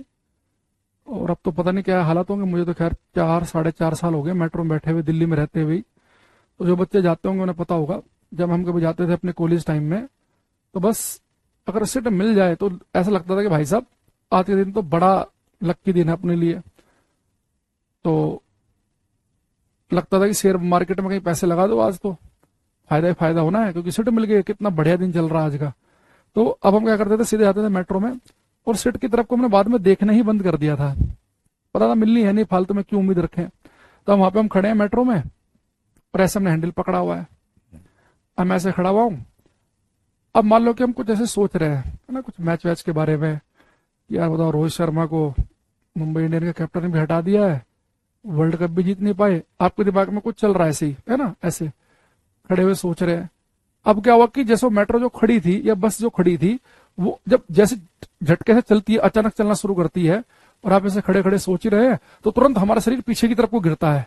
तो रुकी हुई बस या मेट्रो जब जस्ट आगे की तरफ को चलती है तो पीछे की तरफ को जब आपको व्यक्ति गिरते हुए दिखते हैं, वो इनर्शिया ऑफ रेस्ट की वजह से है। देखो क्यों, जब मैं मेट्रो में खड़ा हूं तो मेरा पूरा का पूरा शरीर रेस्ट पर है, विराम अवस्था में है, अब ये रेस्ट पे रहना चाहेगा। अब आप बेटा मेट्रो में खड़े हैं ऐसे, अब आपके जो पैर हैं ये मेट्रो के फर्श के साथ चिपके हुए हैं। जैसे बेटा मेट्रो आगे की तरफ को बढ़ेगी तो पैर तो जो है चिपके हुए हैं फर्श के साथ में, तो आपके जो पैर है ना, ये साथ में जब मेट्रो आगे की तरफ को बढ़ेगी तो पैरों पे आपके फोर्स लगेगा, तो पैर तो आपके मोशन में आ जाएंगे, आगे की तरफ को बढ़ जाएंगे। लेकिन ये धड़ किस पे था, रेस्ट पे, या अभी भी रेस्ट पे रहना चाहेगा। तो आपको क्या होगा कि आपके पैर तो आगे निकलना चाह रहे हैं और धड़ वहीं के वहीं रहना चाह रहा है। आप सोचो, आपके शरीर का ऊपर वाला हिस्सा वहीं रहना चाहे और पैर आगे निकलना चाहे तो शरीर आपको कहां गिरता हुआ दिखेगा, पीछे की तरफ को। तो अगर कोई आपसे कह दे कि जब रुकी हुई बस या मेट्रो अचानक से चलती है तो उसके अंदर के यात्री पीछे की तरफ गिरने लगते हैं, ये किस वजह से होता है, इनर्शिया ऑफ रेस्ट की वजह से। आपको बहुत बढ़िया देखने को मिलेगा ये ट्रैक्टर ट्रॉली में। और आपने देखा ना ट्रैक्टर से जो ट्रॉली जुड़ी होती है, बहुत सारे लोग मान लो ट्रॉली में खड़े हैं, जैसे ट्रैक्टर जब अचानक से चलता है ना, ट्रैक्टर में थोड़ा एकदम स्मूथली आराम से नहीं स्पीड होगी, ट्रैक्टर में ज्यादा झटके के साथ बढ़ती है, क्योंकि जो ट्रॉली होती है ना, जो ट्रैक्टर के साथ जुड़ी होती है, वो तो खाली एक ऐसे खांचा सा होता है लोहे का, कोई स्प्रिंग तो लगे नहीं है पूरा प्रॉपर। तो जैसे ट्रैक्टर जब झटके चलता है और आप ट्रॉली में खड़े हो तो बहुत ज्यादा संभावना है कि जैसे ट्रैक्टर चलना शुरू करेगा और आपने कोई चीज अगर आप नहीं पकड़ी और आपका बिल्कुल ध्यान नहीं है और जस्ट ट्रैक्टर चलने लगे तो एकदम से आप पीछे की तरफ को गिर पड़ो, है ना। सर हाँ सर क्या किया मैंने, क्या लिख रहा है भाई सुबह में। एक बच्चा और आ गया नमस्ते सर करने, 11:15 से क्लास है, कोई 11:30 बजे आ रहा, कोई 11:45 बजे आ रहा, एक 12:06 पे आ गया। नमस्ते गुड मॉर्निंग नहीं खत्म होती बच्चों की, इन्हें पता ही नहीं किस टाइम क्लास में आना है किस में नहीं। तो रुकी हुई बस, मेट्रो, ट्रैक्टर, ट्रॉली जब जस्ट आगे की तरफ को बढ़ती है, जो शरीर पीछे की तरफ गिरता है उसे हम कहते हैं इनर्शिया ऑफ रेस्ट, है ना। एक बच्चा Rafiq, sir West Bengal civil services का फिजिक्स क्वेश्चन मैक्सिमम आपका पढ़ाया हुआ आया। ये पता नहीं, बच्चे बहुत बोलते हैं। वेस्ट बंगाल में एक लड़का है, पहले भी एक पीसीएस में वहां पे सिलेक्ट हो रखा है, रफीक। वो भी, उसका नाम भी ऐसे ही है, रफीक मोहम्मद करके कुछ है। वो पिछली बार का सिलेक्ट आपके यहाँ से। तो उस बच्चे का भी आया था मेरे पास में फोन। उसने कहा कि सर मैंने बीए किया हुआ है, मेरे 7 लड़कों ने बीएससी कर रखा है, उनसे बढ़िया जो सिविल सर्विसेज में जो होता है ना, जो रिटर्न वाला पेपर आता है, मेरा ज्यादा बढ़िया हुआ साइंस का, साइंस स्पेशल पढ़ रखा था उसने कैरेबिल से ही। तो बढ़िया भाई, मेहनत से पढ़ोगे तो आपको मिलेंगे क्वेश्चन। और बाकी सब जगह जनरल साइंस सेम सी आती है, बस कहीं पर लिखना है सब्जेक्टिव, कहीं पे ऑब्जेक्टिव है, ठीक है। अच्छा, तो बेटा किसका एग्जाम्पल हुआ है? इनर्शिया ऑफ रेस्ट का। इसके अलावा इनर्शिया ऑफ रेस्ट आपने और भी देखा है, उससे कुछ और एग्जाम्पल मैं आपको बताता हूं, आप और ज्यादा बढ़िया से कनेक्ट कर पाओगे। जैसे आपने बचपन में कैरम बोर्ड खेला होगा। ये बेटा जो बच्चा बोल रहा है रफीक, आपके पास क्वेश्चन है क्या? क्या क्या क्वेश्चन आए, क्या कुछ हो तो हमें बता दो, क्योंकि ना मैं देख रहा हूँ हमारे यहाँ ना बंगाल के बच्चे भी बहुत सारे हैं। तुम आगे से उनका भी थोड़ा सा और ध्यान रखें। अगर आपके पास में हो ये पेपर तो मुझे इस नंबर पे भेज देना, 9910674353 पे व्हाट्सअप कर देना, है ना, इस नंबर पे। अगर आपके पास में पेपर है तो आगे के लिए रेफरेंस हो जाएगा हमारे पास। क्योंकि जनरली क्या ना, हमारे पास यूपी का, बिहार का, एमपी, राजस्थान, इन सब के ना जल्दी हमें मिल जाते हैं पेपर। थोड़ा सा वेस्ट बंगाल या साउथ में या वाले और पार्ट जो हो गए उनके नहीं मिल पाते, बच्चे कम रहते हैं, ऑनलाइन ही है। ऑफलाइन वाले तो बहुत बच्चे बीपीएससी के, तो यहाँ हर तीसरा बच्चे बीपीएससी की तैयारी कर रहा है, तो उनके मिल जाते हैं। देखो बिहार का वो पेपर था कौन सा, ये पुलिस वाला, दरोगा वाला, वो फिर लीक हो गया। एक तो भारत में बड़ी समस्या है कि हर एक आदमी, सबसे ज्यादा धार्मिक लोग भारत में है और सबसे ज्यादा करप्ट भी यहीं पे ही है। हर एक आदमी को पता है कि भगवान का नाम लेना चाहिए, गलत चीजें नहीं करनी चाहिए, लेकिन आपको नौकरी लगने का नंबर आ जाए और आप सबको कहते हैं भाई साहब 15-20 लाख में लग रही है, अंदर के सारे धार्मिकपन, सारी आत्माएं मर जाएंगी हमारी, तुरंत हम पेपर पैसे दे देंगे, हम खुद दे देंगे मान लो, और उसे क्या ही उम्मीद करें, है कि नहीं। तो यहाँ बुरा हाल है। और मंदिर मस्जिद में माथा टेकने के लिए सड़क पे खड़े हैं लोग, नंबर ही नहीं आ रहा है, सिर फोड़ रहे हैं एक दूसरे का, और उनकी जो शिक्षा है वो कोई फॉलो नहीं कर रहा। तब हमें अपना पर्सनल फायदा देखने लगता है। हर पेपर का ये हालत है, स्टेट के तो खास तौर से। अच्छा, जैसे बेटा आप बचपन में जब कैरम बोर्ड खेलते होंगे तो आपने एक चीज देखी होगी कि हम कैरम बोर्ड जब स्टार्ट करते थे खेलना, तो पहले बहुत सारे जो कोइन थे ना, जो गिट्टियां थी कोइंस, इन्हें एकदम से लाइन में लगाते थे ऐसे, है ना, पूरा एकदम से पूरी एक लाइन बनाते थे, लंबी सी लाइन, एक लाइन। अगर बहुत ज्यादा गोटियां तो 2 लाइन बना दी। फिर हम क्या करते थे कि स्ट्राइकर लेते थे। स्ट्राइकर समझ रहे ना आप, जो जिससे हम हिट करते थे, तो पाउडर वोडर लगा के बढ़िया से आपने यहाँ पे स्ट्राइकर ले लिया। अब जैसे मैं स्ट्राइकर से हिट करता था ऐसे ही, तो स्ट्राइकर क्या करेगा बेटा, सबसे नीचे वाले कोइन पे आकर टक्कर मारेगा।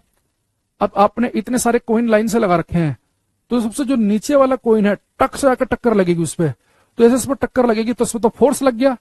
तो जब सबसे नीचे वाला कोइन है, जब उसके ऊपर फोर्स लगेगा, धक्का लगेगा, तो ये तो बता फोर्स कैसे कोइन तो बाहर निकल जाएगा, मान लो यहाँ पे आ गया कहीं।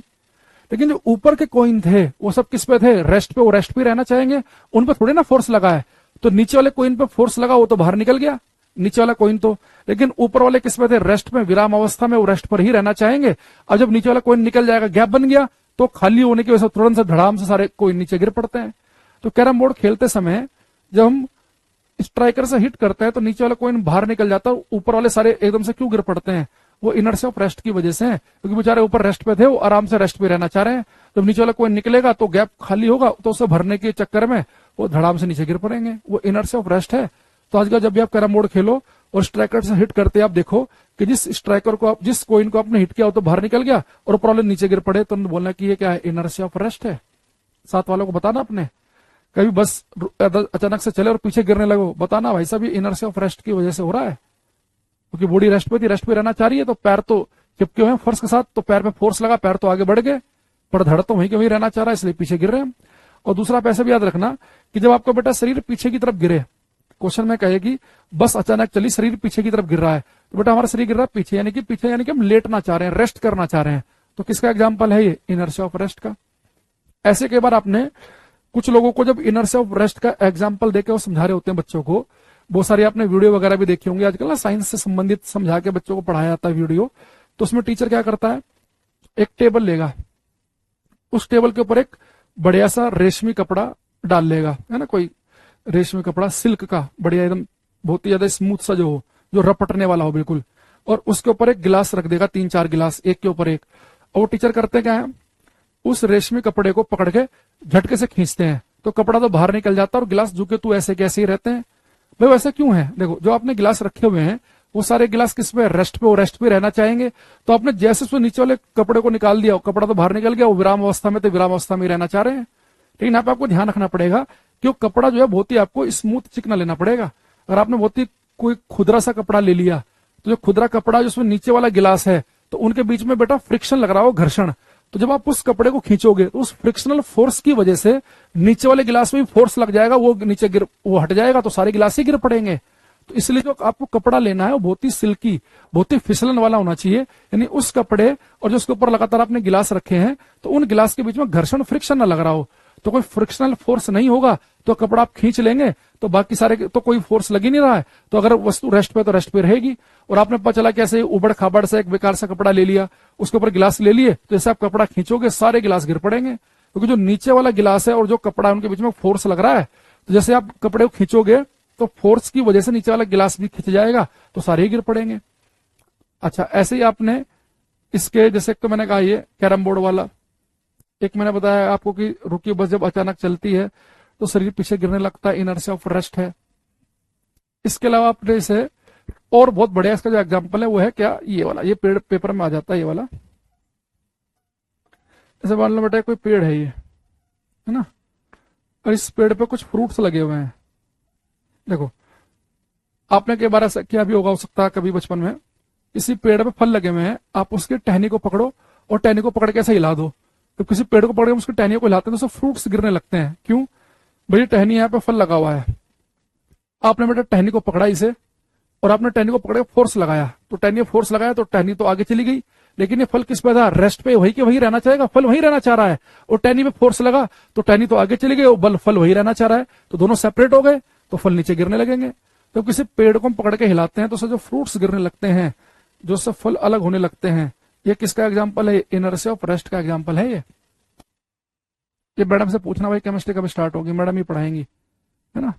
तो किसी पेड़ को जब पकड़ के आप हिला रहे हैं तो उससे जो फ्रूट्स गिरने लग रहे हैं, ये किसका एग्जाम्पल मैंने बताया? इनर्शिया ऑफ रेस्ट का।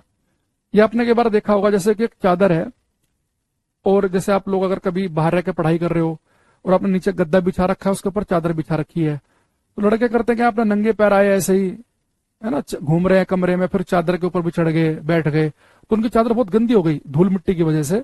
तो फिर अपने रूम पार्टनर से क्या कहते हैं कि भाई तू इधर से पकड़ चादर को, इस बेडशीट को मैं इधर से पकड़ता हूँ, और वो ऐसे पकड़ के ऐसे झटका देते हैं, तो उससे धूल अलग होने लगती है। तो ऐसा क्यों हो रहा है? भाई जो आपने चादर ली है इसके ऊपर डस्ट चिपकी हुई है, ये डस्ट इसके ऊपर रेस्ट पे है, आपने पकड़ा है चादर को, जैसे आप चादर को झटका दोगे तो चादर में फोर्स लगा, चादर तो नीचे को हो रही है, लेकिन वो डस्ट वही की वही रहना चाह रही है, और चादर फोर्स लगने से हो गई नीचे, तो दोनों सेपरेट हो जाएंगे। जब किसी चादर को हम पकड़ के हिलाते हैं तो उससे जो सेपरेट हो जाती है डस्ट, वो किसकी वजह से हो रही है? इनर्शिया ऑफ रेस्ट की वजह से। या मान लो बहुत ही भारी सा कंबल है जिसे आप पकड़ के ऐसे नहीं कर सकते, भाई कंधे दुख जाएंगे, तो हम क्या करते हैं, उस बहुत ही भारी अगर कोई हमारे पास ब्लैंकेट कंबल वगैरह है तो हम डंडे से पीटते हैं, तो डंडे से पीटते हैं तो भी उससे डस्ट निकल जाती है, क्योंकि जैसे जहां पे भी डंडा लगेगा तो वो क्या होगा, कंबल ब्लैंकेट नीचे को बैठेगा और जिसके ऊपर डस्ट थी वहीं की वही रहना चाह रही है, तो दोनों सेपरेट हो जाएंगे। तो separation of dust from bedsheet या ब्लैंकेट, तो धूल का किसी ब्लैंकेट को पीटने पर उससे अलग हो जाना, या किसी चादर को पकड़ के हिलाने से उससे डस्ट का अलग हो जाना, ये बेटा किसके एग्जाम्पल है? सारे इनर्शिया ऑफ रेस्ट के हैं। तो ये अपने लैंग्वेज में सारे लिख लेना आप, कि जब किसी पेड़ को पकड़ के हिलाते हैं तो उससे फ्रूट्स का अलग होना, इनर्शिया ऑफ रेस्ट। रुकी बस जब अचानक चलती है तो पीछे उसके अंदर खड़े यात्रियों को पीछे गिरना, इनर्शिया ऑफ रेस्ट। किसी ब्लैंकेट को डंडे से पीटते हैं तो डस्ट का अलग हो जाना, इनर्शिया ऑफ रेस्ट। तो सारे के सारे इनर्शिया ऑफ रेस्ट के एग्जाम्पल हैं। इसमें ट्री वाला भी आ रखा है कि पेड़ को पकड़ के हिलाने से फ्रूट का अलग होना, ये भी आ रखा है पेपर में। किसी ब्लैंकेट को डंडे से पीटने पर डस्ट का अलग हो जाना, ये भी पेपर में आया हुआ है। और रुकी बस जब अचानक चलती है तो यात्री पीछे की तरफ गिर पड़ते हैं, तो मैंने कहा कि वो भी इनर्शिया ऑफ रेस्ट है। बाकी मैंने कहा कि आप अपने डे लाइफ में और कहाँ देख सकते हैं, कैरम बोर्ड खेलते समय या जब हम किसी चादर के ऊपर बहुत सारे गिलास रखे हुए हैं किसी कपड़े के ऊपर, उस रेशमी कपड़े को हम स्पीड से खींचते हैं, काफी झटके से खींचते हैं, तो कपड़ा बाहर निकल जाता है, सारे गिलास वहीं रह जाते हैं। तो ये भी इनर्शिया ऑफ रेस्ट का ही एग्जाम्पल है। ठीक है, ये सारे आपको ध्यान रखने हैं। अब आते हैं इनर्शिया ऑफ मोशन पे।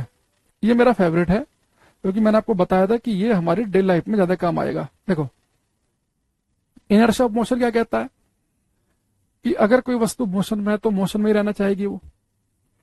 अगर आप उसकी स्टेट में चेंज करोगे तो उसका विरोध करेगी वो।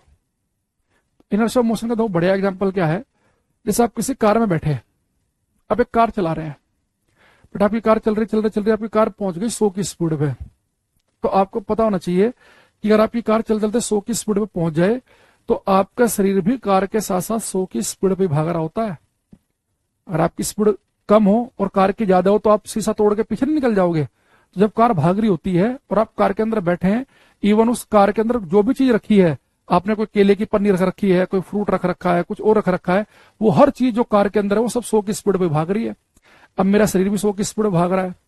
अब आपकी गाड़ी जा रही है, मान लो कोई बीच में एकदम से अचानक से कोई जानवर आ गया और गाड़ी उस पर टक्कर मारी, टक्कर लगी और गाड़ी की स्पीड तुरंत क्या हो गई, 100 से मान लो की हो गई 40। लेकिन बेटा हमारा जो शरीर था, क्योंकि टकराया किस पे, वाहन पे टकराया वो, तो गाड़ी की स्पीड तो 100 से हो गई 40। लेकिन हम जब गाड़ी के अंदर बैठे थे हमारा शरीर तो 100 की स्पीड से ही भाग रहा है। तो अब गाड़ी की स्पीड तो हो गई 100 से 40, लेकिन हमारा शरीर अभी 100 की स्पीड से ही भाग रहा है, तो शरीर आगे निकल जाएगा, तो हमारा शरीर शीशा तोड़ के बाहर निकल जाएगा, तो बहुत खतरनाक एक्सीडेंट हो सकता है। इसलिए कहते हैं कि जब आप गाड़ी में बैठो सीट बेल्ट जरूर लगाओ। भाई मान लो कि कभी ऐसा हो गया कि आपकी गाड़ी चल रही है और अचानक से आगे वाले ने गाड़ी रोक दी और एकदम से टक्कर लगी गाड़ी में, तो गाड़ी की स्पीड 100 से हो गई 10, और अगर शरीर 100 की स्पीड से आगे जाएगा तो सोच लो गाड़ी तो 10 पे कम है और शरीर 100 की स्पीड से आगे निकलेगा, शीशा तोड़ के पूरा बाहर, खत्म कहानी। तो यह अचानक से बहुत तेज जब ब्रेक मारने पड़ जाते हैं कई बार गाड़ी में, तो भी क्या होगा कि हमारा शरीर आगे जाकर टक्कर मार सकता है। तो इसलिए चलती हुई गाड़ी में जब ब्रेक लगता है तो शरीर जो हमारा आगे की तरफ निकल रहा है वो इनर्शिया ऑफ मोशन की वजह से है। क्योंकि भाई जब गाड़ी चल रही है तो जितनी स्पीड गाड़ी की स्पीड 100 तो शरीर की स्पीड भी 100, तो ब्रेक लगे गाड़ी के टायरों पे तो गाड़ी की स्पीड तो रुक गई, पर शरीर अभी भी 100 की स्पीड से आगे जाना चाहेगा, वो उसी स्टेट में रहना चाहेगा, तो शरीर आगे निकल जाएगा। लेकिन भारत में लोग क्या है, मूर्ख हैं। यहाँ लोगों को क्या लगता है कि सीट बेल्ट तो केवल, बार लोग घरों में भी बात ऐसी करते हैं, दिक्कत ये है ना, बच्चा सीखे कहां से, घर वाले भी ऐसे बात करेंगे, अरे ये तो बस कुछ नहीं, सरकार का ट्रैफिक पुलिस वालों का ना पैसे कमाने के धंधे बना रखे हैं, ट्रैफिक चलान काट दिया, ये कर दिया ना, तो इस तरह के हम लोग घर में भी बात कर रहे होते हैं। तो बच्चा जो है वो बचपन से घर से ही क्या सीख रहा है, वो कभी सम्मान ही नहीं कर पा रहा है किसी भी चीज का, कि ना तो उसका डर है किसके प्रति, कानून के प्रति, ना सम्मान है। तो बच्चे लोगों की आदत पड़ गई है, किसी को साथ में देखा बैठ के वो खुद सीट बेल्ट नहीं लगा रहा, उससे आप क्या सुन रहे हैं, अरे कोई नहीं देखा, पुलिस वाला रोकेगा, बात कर लेंगे 2 मिनट में भी बात करवा देंगे। तो लोगों के मन में इससे प्राइड से जोड़ लिया है कि अगर हमने सीट बेल्ट लगाया तो बेइज्जती वाली बात है हमारे लिए, है ना। अभी फोन कर देंगे फूफा जी को, मामा जी को फोन मिला दूंगा, विधायक हैं या वो इंस्पेक्टर हैं, तो अब भाई ठीक है, आपके मामा जी नेताजी छोड़ो, आप खुद ही हो मान लो विधायक, लेकिन जब आपकी गाड़ी रोड पे चल रही है, अगर वो ब्रेक लगे बहुत तेजी से या किसी से टकरा गई या कुछ भी हो गया, तो वहां पे तो क्या करेगा आप, चाहे कोई पोस्ट का आदमी, फिजिक्स तो सबके लिए बराबर ही है, तो शरीर शीशा तोड़ के आगे निकलेगा। कुछ लोग क्या बहाना बनाते हैं जी भाई साहब मेरे सीट बेल्ट लगा के गाड़ी चलती नहीं है, क्यों, क्योंकि उन्होंने आदत नहीं डाली। जब आप गाड़ी चलाना सीखो कभी भी जीवन में, तो आप शुरुआत ये करो कि पहले सीट बेल्ट लगाओ, उसके बाद गाड़ी चलानी शुरू करो। आपकी आदत मैं बता रहा हूं ऐसे बन जाएगी कि बिना सीट बेल्ट के आपसे गाड़ी 5 किलोमीटर नहीं चला पाओगे। मेरे साथ यही है, मैं गाड़ी में जैसे बैठता हूँ ऑटोमेटिकली हाथ ऐसे जाता है ऐसे, अगर मैं सीट बेल्ट नहीं लगाऊं ना तो मेरे से ऐसा लगता है कि पूरा शरीर खाली सा है और जैसे बस नहीं चलेगी गाड़ी।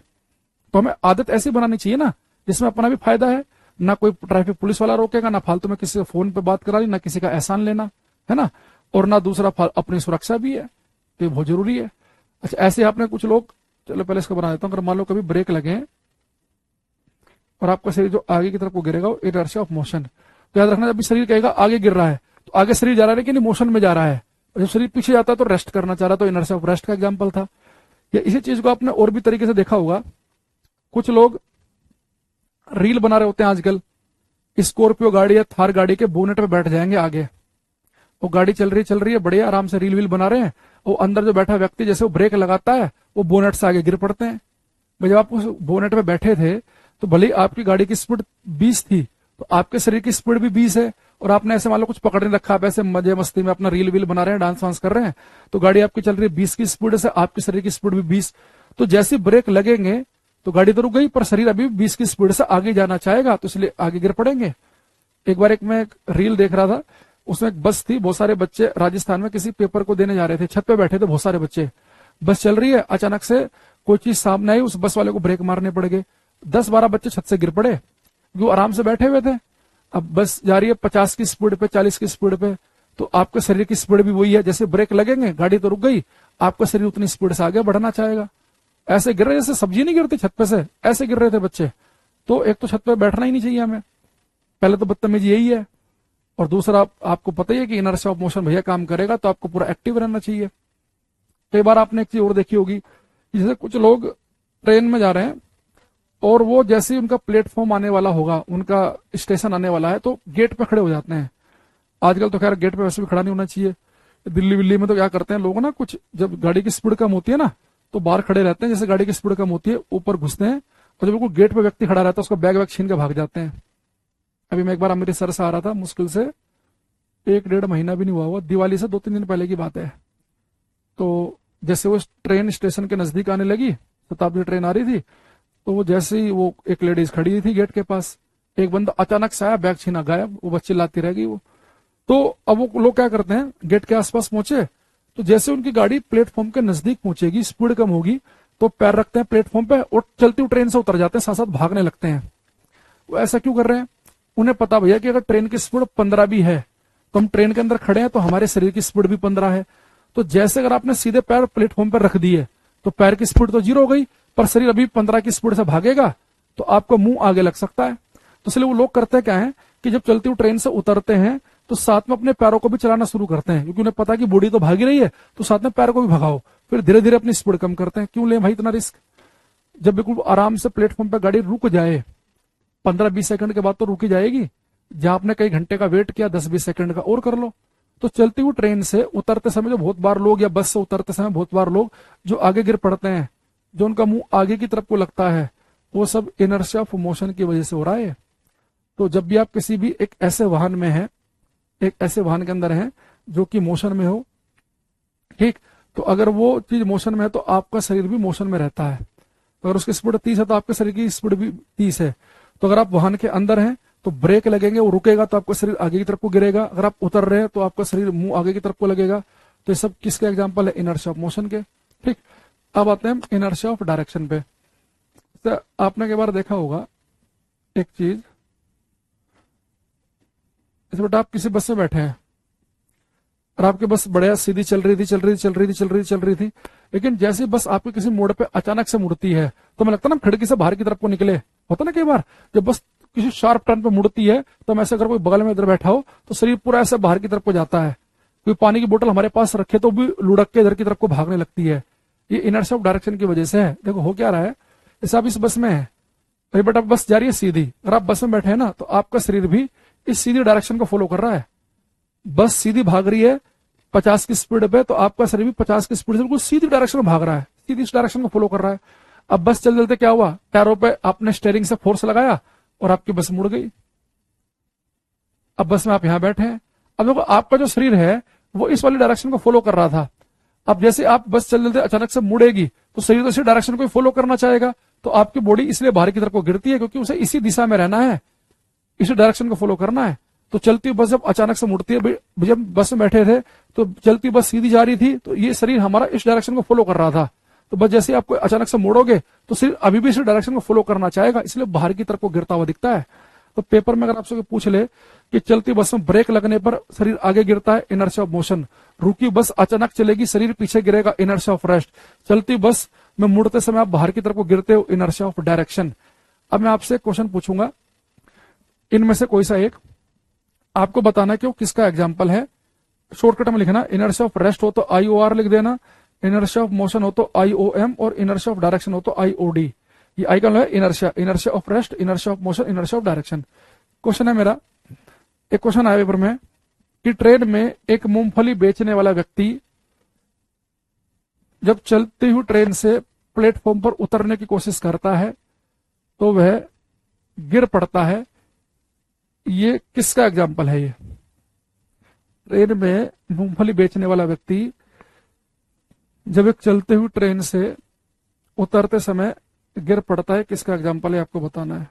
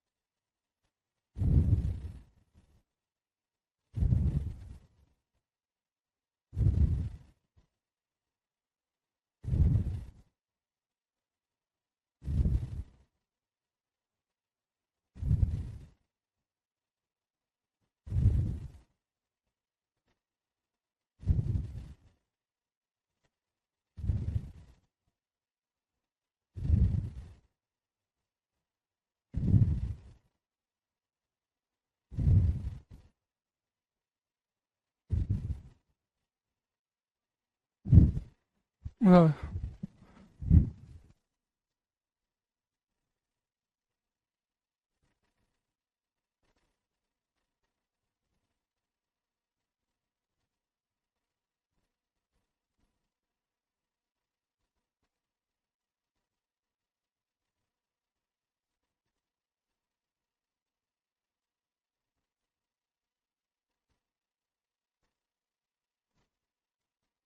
बेटा किसका एग्जाम्पल है? इनर्शिया ऑफ मोशन का।